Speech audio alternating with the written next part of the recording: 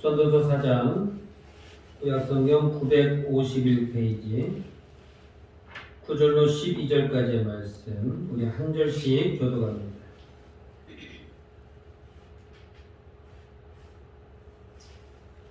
전도서 4장 9절로 12절 두 사람이 한 사람보다 나음은 그들이 수고함으로 좋은 상을 얻을 것입니다. 혹시 그에게 넘어지면 하나가 그 동물을 붙들어 일으키려니와 홀로 있어 넘어지고 붙들어 일으킬 자가 없는 자에게는 화가 있으리라. 또 두 사람이 함께 누우면 따뜻하거니와 한 사람이면 어찌 따뜻하랴.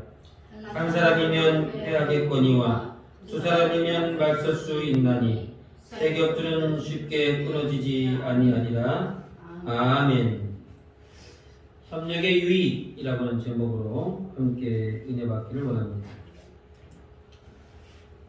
모든 성도에게는 이제 한 지체가 되기 때문에 서로 협력하는 것이 마땅하다라고 말할 수 있습니다. 그것이 성경의 가르침이고 또 하나님의 뜻이 될 것입니다. 그러므로 협력하지 않는 것은 어리석은 삶이다 말할 수 있죠. 말 못하는 짐승들도 새끼들을 양육하고 또 이제 새끼들을 낳고 양육할 때에 암수가 협력하는 것을 보게 됩니다. 우리의 유익을 위해서 또 협력하죠. 늑대가 체구가 적고 힘이 없음에도 힘이 이제 다른 맹수에 비해서 약함에도 불구하고 생존할 수 있는 이유, 그것이 바로 협력입니다. 사자도 혼자 사냥할 것 같은데 무리를 지어서 사냥을 합니다. 그래서 자신보다 훨씬 더 큰 물소를 넘어뜨릴 수 있는 거죠. 그렇기 때문에 혼자는 살 수 없는 것입니다. 무리에서 이탈하거나 무리에서 이제 밀려나게 되면 사자라도 이제 굶주려 죽거나 아니면 다른 맹수의 밥이 되기도 합니다. 심지어는 개미와 같은 미물도 공동체를 위해서 협력합니다. 그 협력하는 그 이제 그 내용이 그 협력하는 모습이 너무나도 오묘하고 이제 탁월하기 때문에 많은 학자들이 그 비밀을 켜보려고 이제 연구를 해봅니다만 그 개미들의 협력을 아직도 그것이 어떻게 어떤 원리에서 하는 것인지를 알 수 없는 것으로 지금도 이제 되어 있죠. 하물며 사람이겠습니까? 사람들도 협력하지 않으면 성장할 수 없죠. 그것이 가정이건 사업장이건 국가이건 무슨 단체이건 간에 협력하지 않으면 곧 무너지게 되는 것입니다. 그러면 교회는 어떻게 하라고 할까요? 교회는 어떻게 하라고 가르치고 있습니까? 성경 66권이 처음부터 끝까지 창세기로부터 계시록까지 공동체로서 협력을 하라고 가르쳐주죠. 그래서 두세 사람이 내 이름으로 모인 곳에는 나도 그들 중에 있느니라. 두세 사람이 협력하면 그 안에 하나님이 도와주신다고 말씀하고 있습니다. 그러니까 그것만 봐도 그것이 하나님의 뜻이라고 하는 것을 우리가 알 수 있죠. 형제가 연합하여 동거함이 어찌 그리 선하고 아름다운고 라고 말하고 있습니다. 협력하고 연합하는 것이 하나님 보시기에 선하고 아름다운 것이라 말씀하고 있습니다. 평안에 매는 줄로 성령이 하나 되게 하신 것을 힘써 지키라 말하고 있습니다. 공동체가 하나 되게 하는 것을 이제 하나 되게 했다면 그것을 또 지켜나가야 된다는 거예요. 근데 무엇으로 지켜나가는 겁니까? 평안으로 지켜나가는 겁니다. 사람이 살다 보면 다 좋은 일만 있는 것은 아니죠. 싫은 일도 있고 이제 마음에 안 드는 일도 있습니다만 그래도 평안을 유지하라는 거예요. 내가 한마디 하고 싶은 이야기가 있고 그것이 내 목에까지 차올라도 그래도 평안을 유지하기 위해서 말을 참거나 말을 해도 이제 조심해야 될 것을 이야기하고 있죠. 그러므로 협력이라고 하는 것은 하나님의 분명한 뜻이 되는 줄 믿으시기를 바랍니다. 그러므로 협력을 방해하는 것은 스스로 불행을 자초하는 것입니다. 왜냐하면 그것은 하나님 뜻이 아니기 때문에 그런 것이죠.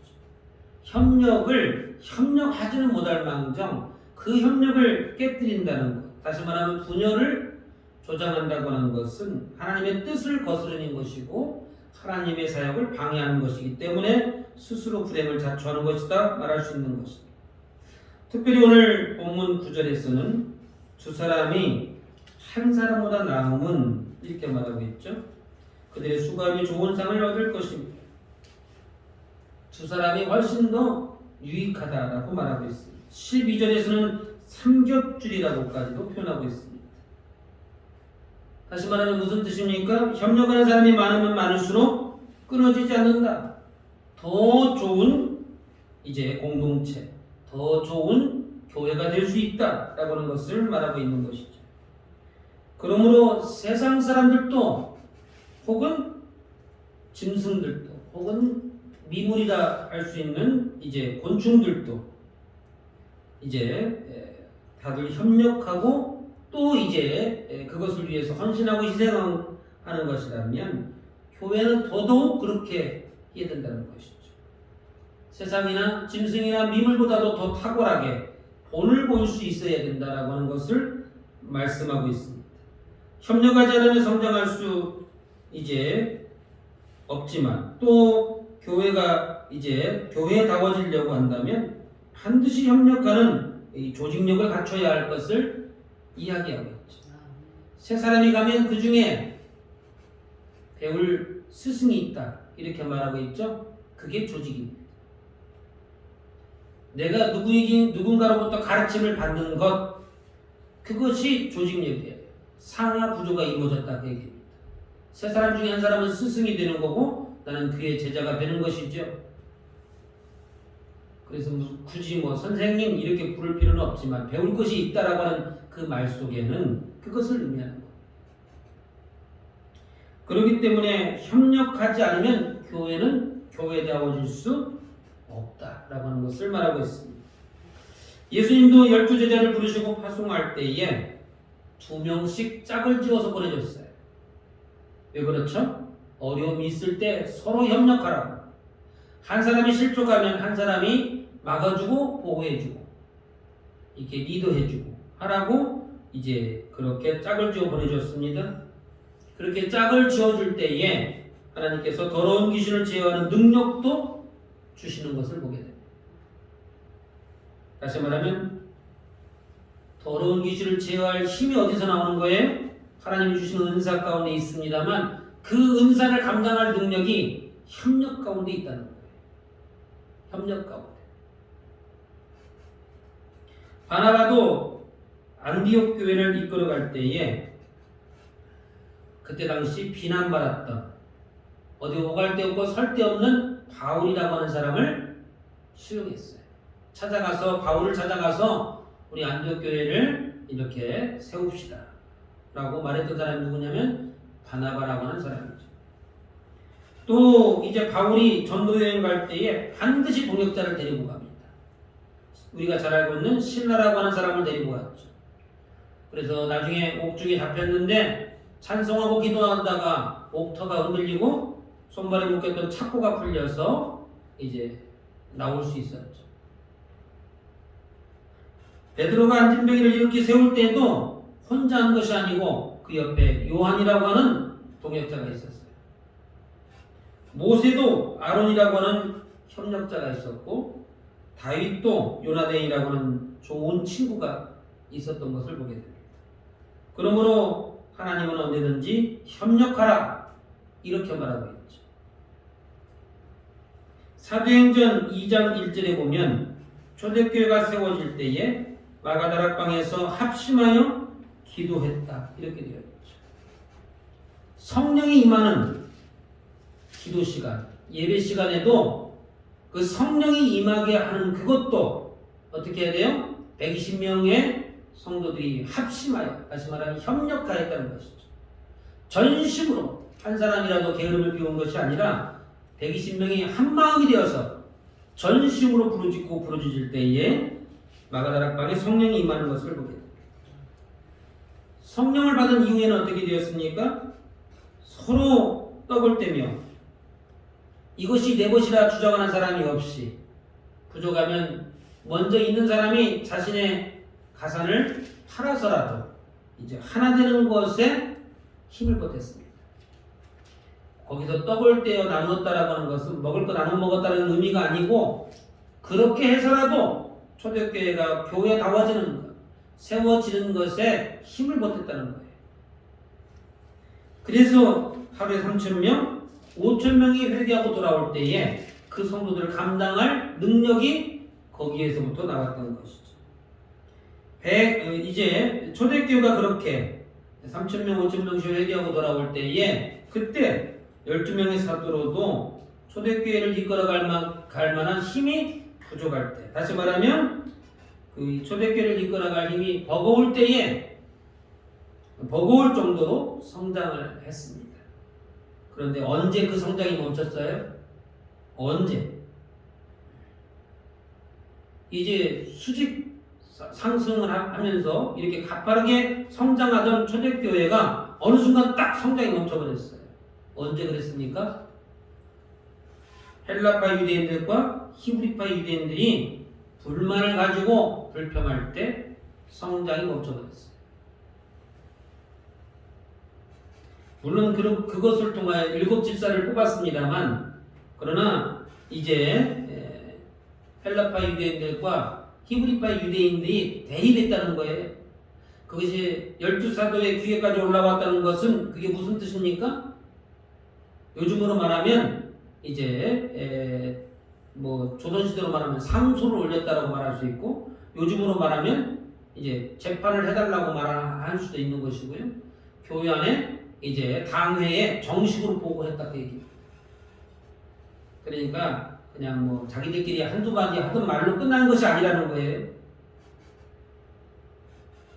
그렇게 성도들 간에 대립하고 불평불만을 하고 이렇게 이제 당회에 이것을 보고할 정도가 됐다는 것은 반드시 나에게 유리한 쪽으로 이것이 해석되고 판결이 나기를 원했다는 것이죠. 상대방을 반드시 꺾어야 된다는 얘기입니다. 그럴 때 성장이 멈출 뿐만 아니라 교회가 핍박을 받기 시작하였고 뿔뿔이 흩어지게 되었어요. 거기에서 우리가 긍정적으로 교회가 이렇게 오히려 더 복음이 왕성하게 전파되었다 이렇게 우리가 긍정적으로 해석을 합니다만 또 다른 면으로 본다면 어떤 면입니까? 그런 모임은 하나님이 원하지 않는다는 의미도 되는 것이죠. 12명의 정탐꾼들이 돌아와서 보고할 때에 10명의 정탐꾼들은 불평불만을 늘어놨습니다. 한 목소리를 내지 않고 분열을 하게 되었죠. 그것으로 인하여 40년 광야 생활을 하게 되었어요. 그러면 하나님은 불공평하지 않나요? 나머지 두 사람은 우리는 할 수 있다. 과연 하나님이 우리에게 젖과 꿀이 흐르는 땅을 주시더라? 이렇게 긍정적으로 평가했으니까 그 사람은 구제해 줘야 됩니다. 하나님 어떻게 해요? 그 두 사람도 그냥 싸잡아가지고 그냥 심판하시잖아요. 헬라파 유대인들과 히브리파 유대인들 그 사람들만 하나님이 심판하시면 얼마나 좋았을까요? 하나님은 하나님의 심판에만 보면 그렇지 않다라는 거예요. 그러니까 이 공동체가 어떤 목소리를 내느냐를 굉장히 중요하게 여기더라라고 하는 거예요. 광야 40년 동안에는 레위 지파의 고라 자손들이 모세의 권위에 도전했습니다. 모세만 지도자냐? 우리도 레위 지파다. 모세 이제 할 만큼 했으니까 이제 내려오시지? 그렇게 하면 독재 아니에요? 이렇게 하면서 권위에 도전했을 때에 하나님이 어떻게 했습니까? 그 불평불만을 토로했던 사람들을 땅을 가르고 땅이 그거 삼켜버렸죠. 불평불만은 하나님이 절대 용납하지 않는다라고 하는 것을 말하고 있습니다. 그러므로 불평불만과 대립은 당사자에게는 피할 수 없는 심판이죠. 반드시 하나님이 심판하시잖아요. 그런데 이 일에 가담하자는 주변 성도들과 교회도 그 심판의 대상이 될 수 있고 불통을 맞을 수 있는 것입니다. 그러므로 교회는 어떻게 해야 돼요? 그 불평불만을 적극적으로 막아야 돼요. 왜냐하면 다른 성도들도 피해를 볼 수 있기 때문에 그렇습니다. 그러므로 교회가 이제 앞으로 전진할 하나님 말씀에 근거해서 전진할 때에는 모든 성도들이 적극적으로 협력해야 되는 것입니다. 교회가 하는 일에 하나님이 하는 일에 적극적으로 협력할 때에 교회도 성장하지만 교회가 성장할 때 나도 복을 받게 된다고 하는 것을 믿으시기를 바랍니다. 아멘. 그러므로 협력하지 않는다고 나는 열심히 하는데 얘는 논다고 굳이 말할 필요가 없는 것이죠. 왜냐하면 그것도 잘못하면 나는 좋은 뜻으로 했는데 그것이 불평불만으로 비춰질 수 있기 때문에 그런 거예요. 그리고 그렇게 하게 되면 교회 분위기가 자꾸 그런 쪽으로 흘러가게 됩니다. 이렇게 편을 가르게 돼요. 이쪽 편 저쪽 편. 그러니까 이쪽 편 저쪽 편으로 자꾸 갈라지면 좋은 것이 아니다라고 하는 것입니다. 그러면 협력을 이끌어내려면 어떻게 해야 될까요?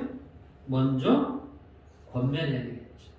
다시 말하면 가르쳐주는 것이 있어야 된다 그 얘기입니다.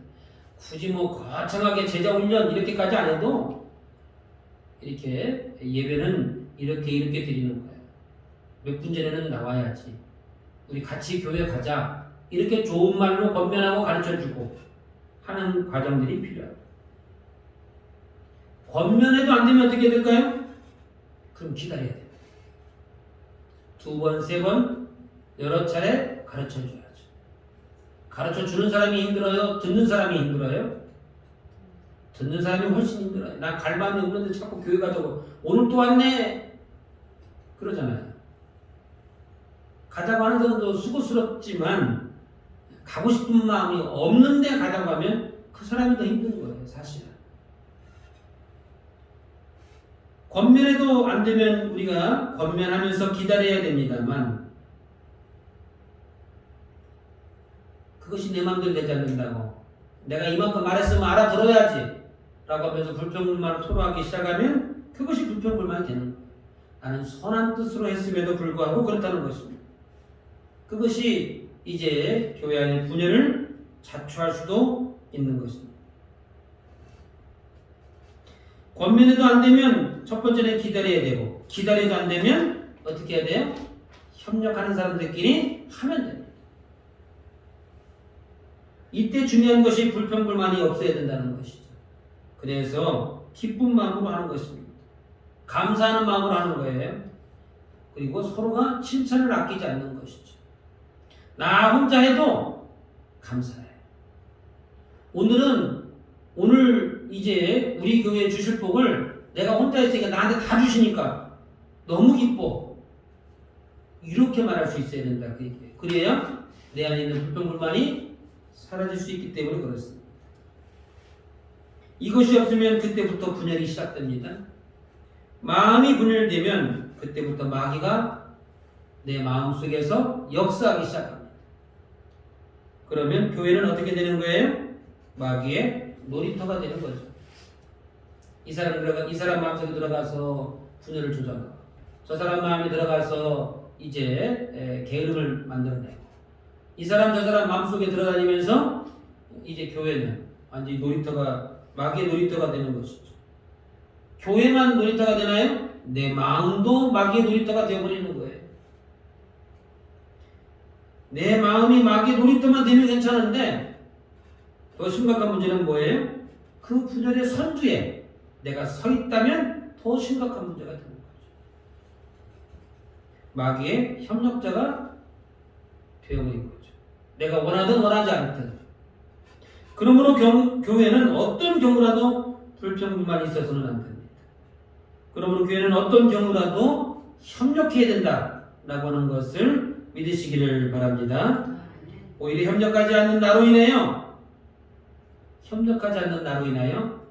주변 사람들의 불평불만이 일어날 수 있죠. 오히려 협력하지 않는 나로 인하여 성도들이 시험에 들 수도 있습니다. 그러므로 협력하지 않는 내 모습도 신중하게 살펴봐야 될 문제입니다. 12제자 중에 협력하지 않았던 가룟 유다는 결국 마귀의 놀이터로만 끝난 것이 아니고 마귀의 쓰임을 받게 되었죠. 그래서 마귀가 가룟 유다의 마음속에 들어가서 예수님을 은 30에 팔아버렸잖아요. 여리고성을 함락할 때에 모든 이스라엘 백성들이 일사불란하게 움직이고 협력했습니다. 하루에 한 바퀴씩 돌라고 하면 하루에 한 바퀴씩. 마지막에 큰 소리로 함성을 지르라고 하면 큰 소리로 함성을 지르는 것으로. 이제 들어가서 점령하라고 하면 점령하는 것으로. 일사불란하게 협력하며 움직였습니다. 그래서 여리고성이 무너지게 된 것이죠. 그러나 그 성에서 얻게 되는 전리품은 절대로 손대지 말라 라고 하는 그 명령에는 협력하지 않은 사람이 존재하게 되었습니다. 그 한 사람 때문에 그 다음 전투, 여리고성보다 훨씬 작았던 아이성 전투에서 크게 패배하게 되었다. 죽는 사람이 생기게 되었어요. 그 아간이라고 하는 그 사람 한 사람 때문에 그 사람의 재물이 눈이 어두워서 마귀의 쓰임으로만 받은 것이 아니고 무고한 사람들이 희생을 당하고 이스라엘 공동체 전체가 이제 가나안 땅을 점령하는 그것을 위해서 행진하는 그 발걸음을 이제 붙잡아 두었다. 그것이 무엇이냐면 이렇게 분열, 협력하지 않은 그것으로 이제 나타나게 된 것입니다. 그러므로 교회는 나만 잘한다고 될 문제는 아닌 거죠. 12제자 중에 가룟 유다 같은 사람이 없어야 되는 것이고 이스라엘 백성들이 가나안 땅을 점령할 때 아간과 같은 사람이 있어서는 안 되는 거예요. 그러니까 나만 잘한다고 될 문제는 사실 또 아니에요. 근데 더 큰 문제는 뭐냐면 나만 안 하는 것이 더 큰 문제예요. 나만 안 해. 다른 사람 다 열심히 하는데 나만 안 해. 그건 더 큰 문제가 될 수 있다라고 하는 것입니다. 그런다고 그 사람을 향해 비난할 수도 없어요. 그러니까 어떻게 해야 돼요? 좋은 말로, 부드러운 말로 권면하고 가르쳐주고 또 그렇게 할 수 있도록 협력해주고 쉽게 말하면 손을 잡아 이끌어 주셔야 된다 그 얘기입니다. 그것을 안 한다고 말하기 시작하면 그것이 불평불만이 될 수 있기 때문에 마귀로 틈을 주는 거기 때문에 그런 것이죠. 그러므로 교회는 기쁨이 없이 봉사하는 것도 문제지만 불평불만을 말하는 것이 더 큰 문제가 될 수 있는 것입니다. 그러나 교회와 성도들은 이제 모든 일에 감사와 기쁨으로 할 때에 그곳에 하나님의 능력이 임하고 기적이 일어나고 성장하게 되고 이것을 우리는 이름하여 이제 협력의 유익이라 이렇게 말하는 것이죠. 모든 이스라엘 백성들이 이제 협력하여 여리고성을 돌고 함성을 지를 때에 기적이 나타났잖아요. 여리고성이 그 철옹성 같은 여리고성이 무너지는 기적이 일어나게 됩니다. 모든 이스라엘 백성들이 모세의 진두지휘 아래 이제 홍해바다를 향하여 갈 때에 홍해바다가 갈라지는 기적을 경험하죠. 그러니까 협력한다고 하는 것은 매우 중요합니다. 교회에서 예배 드릴 때도 마찬가지예요. 예배 드릴 때에도 우리가 최소한의 움직임을 요구하는 이유가 바로 거기에 있는 거예요. 교회 예배 드릴 때 지각하는 것도, 그러니까 지각하는 것은 뭐 자유겠지만 예배 시간 중간에 들어오는 것도 사실 예배 흐름을 깨는 거고, 자꾸 불필요하게 돌아다니는 것도 예배 흐름을 방해하는 겁니다.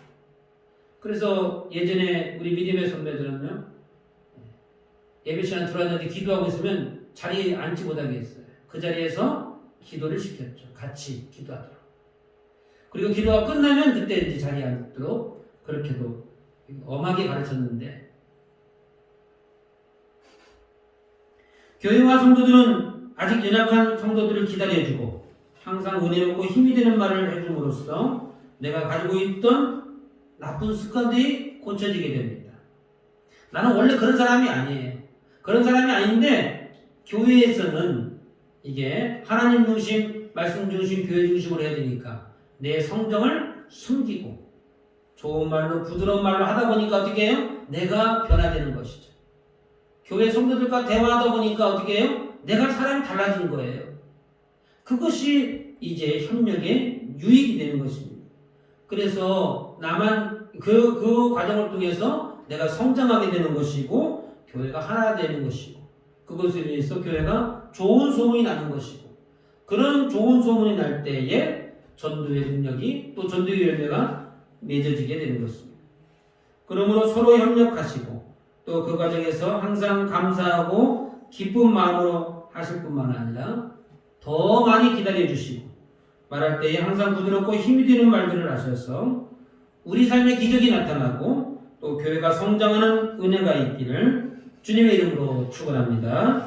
우리 한번 같이 각자에게 주신 말씀을 가지고 소리내어 기도합니다. 하나님, 우리의 마음이 하나가 되어서 주어지는 직분에 충성하게 하시고 전도하는 일에 최선을 다하며 봉사와 헌신하는 일에 감사와 기쁨으로 감당할 수 있도록 역사하여 주옵소서.